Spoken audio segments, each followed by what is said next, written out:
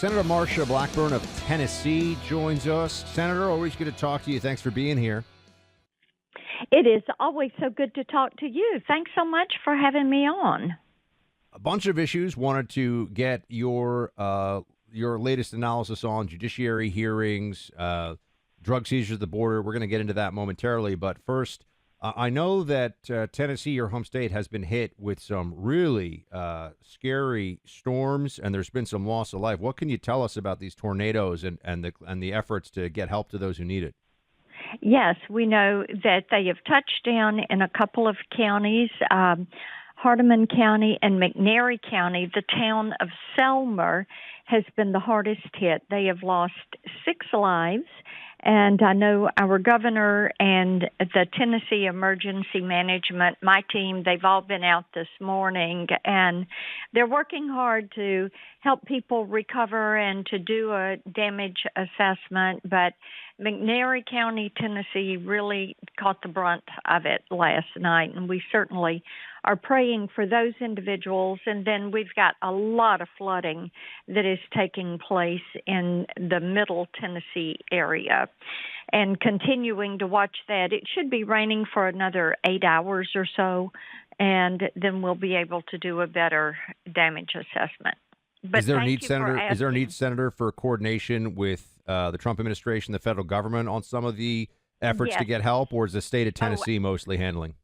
Well, we did the disaster declaration last night during the night, and President Trump went ahead and approved that. So those resources are being surged into the area now, and we're really grateful to the president for taking such swift action on that and coordinating with our state. All right, Senator. Well, thoughts and prayers go to everybody in your state affected by this, and we know that you and President Trump and also Tennessee emergency services are on it. I had a friend who just moved to Nashville and was surprised at how these tornadoes rolled in, and it really rattled a lot of people. So anyway, thoughts and prayers go to them, and we'll be thinking about the folks at Tennessee. Tell us about this judiciary hearing on universal injunctions. This seems to be clearly, the universal injunctions, one of the primary obstruction tools that have been used against the Trump agenda so far. What came out of these hearings, and what do you think comes next on this issue? One of the things that really was so apparent on this is how the Democrats have not been able to get what they want at the ballot box. So they've not been able to get what they want legislatively. And they really were sent a message on November 5th that they did not like. So now they have turned to the judiciary.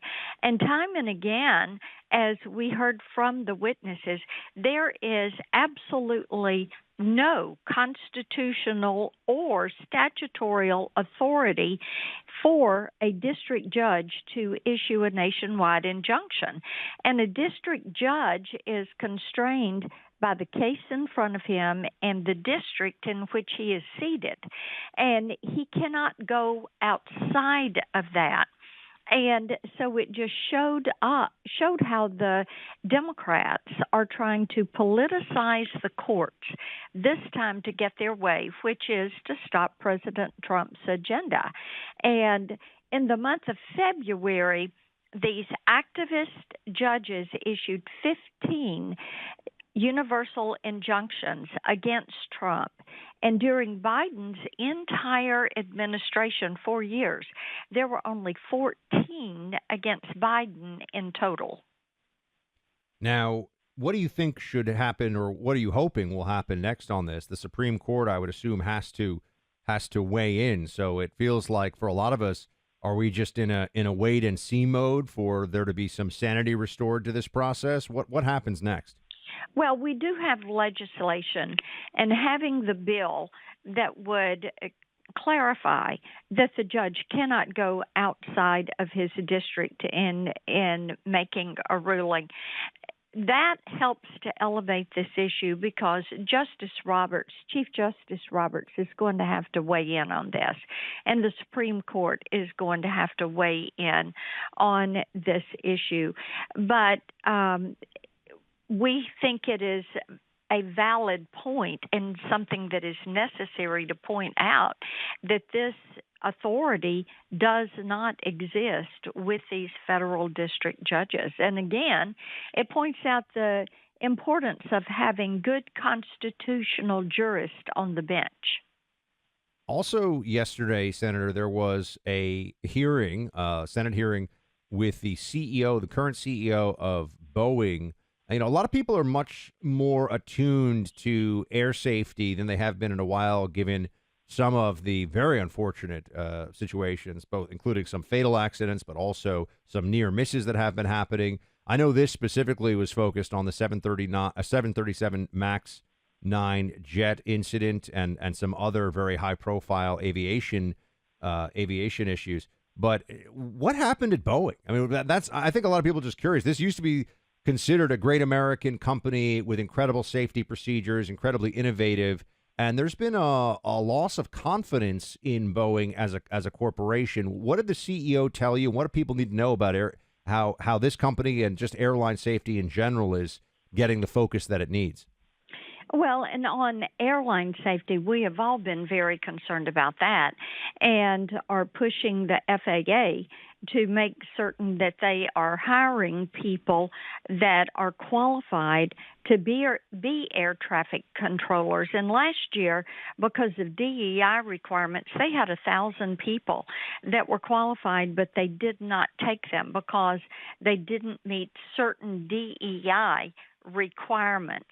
Now, on Boeing, I think that many of us have just been disappointed with how they've taken their eye off the ball, seemingly, when it comes to safety.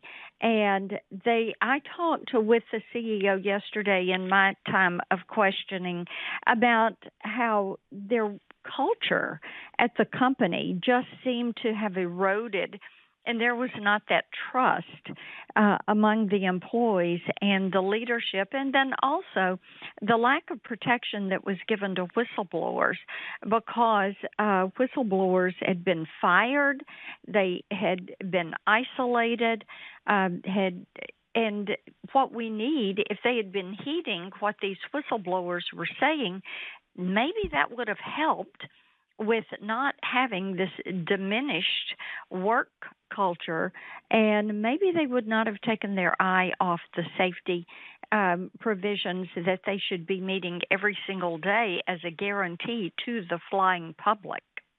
We're speaking to Senator Marsha Blackburn of Tennessee, and Senator, the one of the areas where the Trump administration, right out of the gate, has shown just incredible results is the reduction in illegal entries in the United States. There's also been a substantial reduction in the illegal importation of drugs like fentanyl, methamphetamine, cocaine, all the rest of it.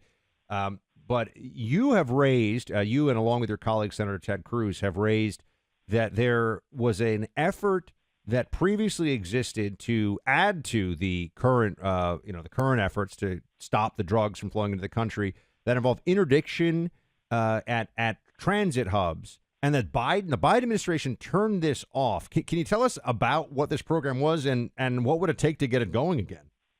Yes, and this was a program that was suspended. It was a DEA program, and it is called Consensual Encounters, and it allowed DEA agents to inspect and conduct interdiction efforts in transit hubs, and we're trying to restore that. Now, let me just give you the Nashville airport as an example.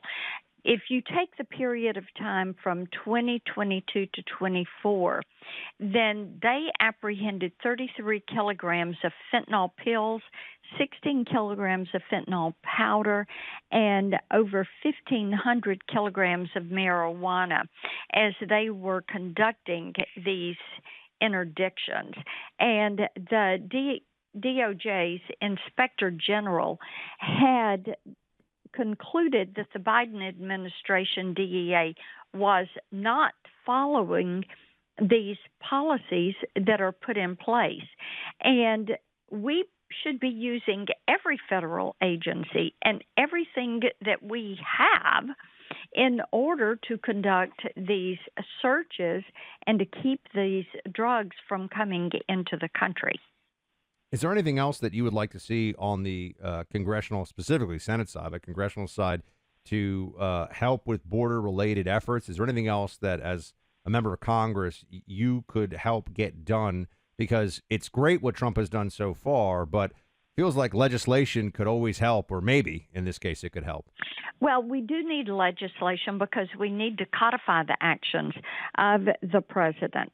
And we need to make certain that we go back to building the wall so that we deter that entry on the southern border. And we have to turn our attention to the northern border with Canada. When you look at the amount of fentanyl that was apprehended, not by Canadian mounted police, but by the U.S. Border Patrol, up there on that northern border, it was enough to kill nearly 50 million people.